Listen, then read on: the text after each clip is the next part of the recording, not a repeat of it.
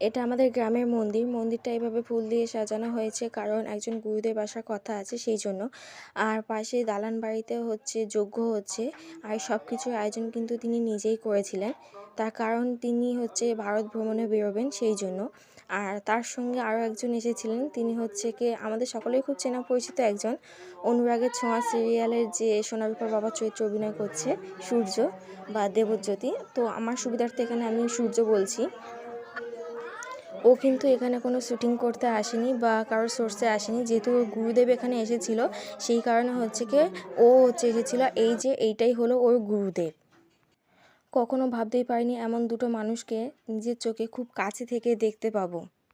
এমন একটা সময় ওরা এসেছিল যে সময়টাতে প্রত্যেকেই বাড়ির কাজ বা সংসারের কাজ করতেই ব্যস্ত ছিল। আর যে অবস্থাতেই ছিল সে সেই অবস্থাতেই সূর্যকে দেখার জন্য ওখানে চলে গিয়েছিল। তো একটু পরেই দেখতে পাবো একটা ছবি আমি শেয়ার করেছি যে আমরা যে অবস্থাতেই ছিলাম বাড়িতে সেই অবস্থাতে ওখানে চলে গিয়েছিলাম। তার কারণে ওরা খুবই সেলিব্রিটি মানুষ, বেশিক্ষণ সময় তো ওরা নিয়ে আসবে না এখানে।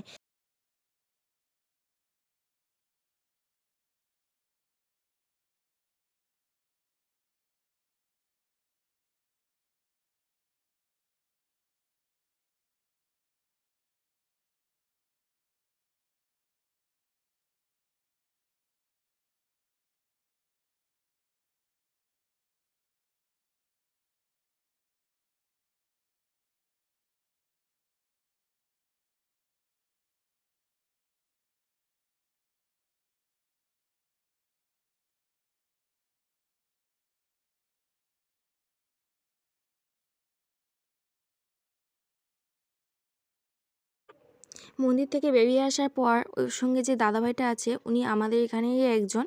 তো ওনাকে বলেছিলাম যে ওকে একটু দাঁড় করাও, ওর একটা ছবি তুলতে চায়। তো ও নিজে থেকেই তারপর দেখলেন আমাদেরকে বলল যে এক এক করে কীভাবে ছবি তুলবে, তোমরা আমাকে একটা ফোন দাও, আমি সবাইকে নিয়ে একটা গ্রুপ সেলফি তুলে দিচ্ছি। তো সেই ছবিটাই যে এখন আমি তোমাদেরকে শেয়ার করলাম, দেখতেই পাচ্ছ। আমি কিন্তু আগেই বলেছিলাম যে আমরা বাড়িতে কাজ করছিলাম, ওকে দেখার জন্য যেই অবস্থাতে ছিলাম সেই অবস্থাতেই চলে গিয়েছিলাম। অনেকের মনে এবার প্রশ্ন আসতে পারে যে ভারত ভ্রমণটা কি আসলে, ওখানে আমার একটু বলতে ভুল হয়েছে।